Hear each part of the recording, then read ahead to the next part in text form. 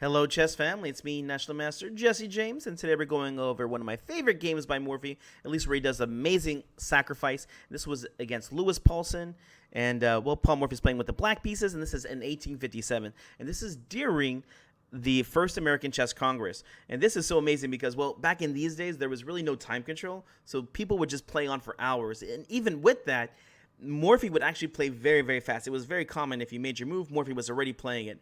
Did he need to do this? No. But would it intimidate you? Yes. All right, let's take a look at this game where Morphy does one of his masterpieces. Here we go. We start with e4, e5, knight f3, knight c6, the basic king's pawn opening. Knight c3, already a mistake here. Here, white should be trying to play either the Italian, the Ruy Lopez, the Scotch. There's so many moves to play here. But knight c3 is definitely not one of the moves that white plays for an advantage. That being said, black goes in and plays knight f6, the four knights opening, and now bishop b5. Notice that we do not play bishop c4 here because this is the standard trap that happens. Here, black can play knight takes on e4, and after knight takes on e4, d5, black is going to be better. I like to call this a knight trick in the center game. And so, well, yeah, when this happens, black is just going to be much better. He has the only pawn in the center, and, well, white has lost their only pawn, even though material is the same. And a lot of times what happens is white will typically take, and after queen takes, black even gets to say they have the bishop pair. So there's no way that black is not just better here. So that's why in the game, bishop b5 was played. All right, develop your pieces. Morphy is going to bring out this bishop. Bishop c5, castles over here. And here, well, castles happens back. And here you're probably asking, hey, can't I do the knight trick here too? He can, and this is exactly what happens. Knight takes on e5, although things are a little bit different now. Now here, Morphy goes by the old adage, develop with a threat, and he plays rook to e8. And you're probably asking, hey, if knight takes on e5, then we get to play d4. And here, white is definitely better in this situation. Just like we saw last time, now white gets the fork, and white will have the only pawn in the center. So that's why Morphy goes ahead and plays rook to e8 here to develop with the threat. And here, he'll probably win back his pawn, if not get a very good position. Well, Paulsen went ahead and played knight takes, pawn takes on c6, a very interesting move. The old adage, again, is to take back toward the center, so b takes on c6 would typically get played. But here, the reason why d takes is played is because it allows the bishop to develop very fast here. Although, I must say, I do not like these pawns over here. So, the bishop went back to c4. Now, you can play it back to d3 to defend the e4 pawn, but the reason why this is not played and not a very good move is because once the d pawn can't get out, the bishop can't get out. Once the bishop can't get out, the rook can't get out. So it's just going to take more time for you to go ahead and defend from this position. So bishop c4 was played, saying, you know what? Take the pawn, but I'm going to go ahead and get my pieces developed.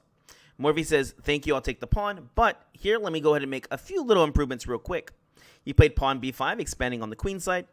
The bishop went back to e2. It could maintain over here on the diagonal, but chose to come over here. Here we're going to see the idea. And, well, if you don't win the pawn back now for Morphy, then, well, you're not going to get it back. So knight takes, rook takes, and this was Paulsen's idea. He played bishop f3. Here, the bishop attacks the rook, and behind it is the pawn here on c6, which is unprotected.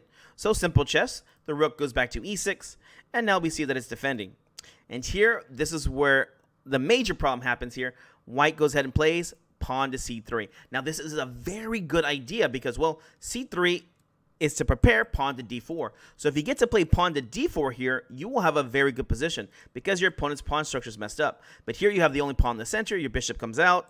You're just better here. So what does Morphy play here? Morphy was a very good player because he was prophylactic, meaning he can think about what his opponent wanted, and not only think about it, he could stop his opponent's idea. So that's my question to you. What do you play here to stop pawn to d4? Because if you allow d4, white has a certain advantage. All right, hopefully you push pause, try to figure it out. Here you get to play the amazing queen to d3. I've actually got to use this idea quite a bit. Now, queen d3 is a brilliant idea because d4 gets stopped. And remember, as I said earlier, if you can't move the pawn out, the bishop can't get out. The bishop can't get out, the rook can't get out. So this one pawn is stopping all these other pieces from being developed. Well, Paulsen tried to fight back here. He went ahead and played pawn b4. Bishop back to b6. You could also try d6 here too, but I like b6 here. And then a4, a nice tricky move here. And here the idea is to play pawn to a5 here. And, well, the bishop will now be trapped. And also the threat is pawn takes on b5 because the pawn can't take back because of the pin. Here Morphy has no better choice than to go ahead and take. Queen takes on a4 now, a very good idea. So now the queen's developed and they're putting pressure on c6. Develop with the threat. Here Morphy plays bishop d7, a very good move here. Not only does he develop the next piece that needs to come out, but also defends the pawn and even has a threat of c5 as the bishop would then attack the queen. Here, rook a2 was played. A very strange looking move that not many people would understand. What was the idea? Here the idea is, remember, if you could play your pawn out to d4, then you should just have a better position, right? So what does rook a2 have anything to do with d4? Well, the queen is the piece that's blocking you. So the idea of rook a2 was to play queen c2 to trade off the queens, or at least make the queen move away somewhere else so we could play d4.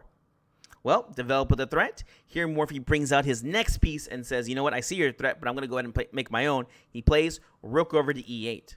And here, Paulson makes the wise choice and plays queen to a6 for the queen trade. Now, he could have done this last move, but why did he do it now? Because queen c2 now is a big mistake, as it's a forced checkmate in 2. Remember, forced moves, checks, captures, and threats. What do you play here to win the game? Here, Morphy would have played the beautiful combination. Queen takes on f1 check. King takes, and now rook to e1 for checkmate. Oof, you don't want to lose a game like that. So here, queen a6 was played. And here, it is said that it took Morphy 12 minutes to do this calculation. And remember, he had all the time in the world to do this, but he takes 12 minutes. It's black to move now. What do you play here? Here, Morphy plays a beautiful idea. Again, one of my favorite sacrifices that Morphy's ever played, with queen takes on f3. Dear Lord, if I was playing the white pieces, I might have fallen out of the chair. Okay, well, if you don't take back, you're just losing, because this is a queen after all. Pawn takes, and here was the combination. All of the minor pieces are perfectly placed to attack this king. Here we go. Rook check, king h1. Bishop goes over to h3. And here, rook to d1 gets played, and now actually is just losing. Here, Morphy did miss a forced checkmate in 6, but he's still in a winning position. And here, you might ask yourself, what's wrong with rook to g1? Everything here is just losing. Here, the simple checkmate would have been rook takes, king takes, rook to e1 for a back rank mate. Ugh, look at these pieces. Again, this is just a beautiful idea. Here, we'll go back to the position, rook to d1, and here Morphy played the first part of the 6-move checkmate. You should play bishop g2 check, king g1, bishop takes on f3 check, and here king f1. And here Morphy missed the move. He went ahead and played bishop g2 check. Here the idea was to try to win the pawn back. Here, though, I'll show you the beautiful checkmate in 4, which again is very hard to spot here. Be careful, if you're thinking about bishop e2 check, you're now in a losing position. After this, white is more than happy to give back material just so they can get back into a winning position. Here they won the queen, but at what a cost? Now, well, white's just up an extra rook here. Here the forced mate is actually going to be rook to g2 here. Okay, here white can play something like queen c4. There's just no good way to defend on f2 here. Rook takes on f2 check, king g1, rook g2 check, king over to h1. We'll have rook to g1, double check and mate. Oof, how ugly is that? Or king to f1, what do you play here? Rook to g1 for checkmate. So here Morphy did miss this idea, but hey, I'll go ahead and forgive him as he ends up winning in less than 7 moves. Here, back to the game. After king f1, he played bishop g2 check, king g1, bishop h3 check, king h1. And here the idea is, well, the reason why we're not checkmating is because the king could go to g1 once the bishop's on g2. So simple chess, get rid of that square. He plays bishop takes f2. And now here, bishop g2 is actually checkmate. Here white has no better move than to sacrifice the queen back. Queen f1, only way to guard the g2 checkmate. And well, Morphy goes ahead and takes. Takes. Rook over to e2, a very good endgame move. Remember, rooks in the endgame belong on the 2nd rank, where they will naturally attack the pawns. That's why they're called pigs on the 7th, or on the 2nd. Here, white went ahead and played rook a1. Again, white really wanted to play pawn to d4 here, but they can't because now, well, rook takes on a2. They'd love to grab this pawn, but bishop takes over here. So everything is just losing here. So rook a1 was to play d4 finally. Here, black focuses and finds the weakest square. What was it? It was actually this h2 pawn. Rook h6, and here, unfortunately for Paulson, he could not help it. He played pawn d4. The first time he could play d4, it was not until move 28 that he could finally play this move, which is actually just losing here. It's black to move and win. Here, Morphy went ahead and played bishop e3, and, well, white resigned. What was the idea? Here, there really is nothing better here, as there's just too many checkmate ideas that cannot be stopped, at least without heavy material loss, and even then, you're just going to end up losing anyways. For instance, if white goes ahead and plays bishop takes on e3, we get what's called a swine mate, where the 2 pigs over here just checkmate.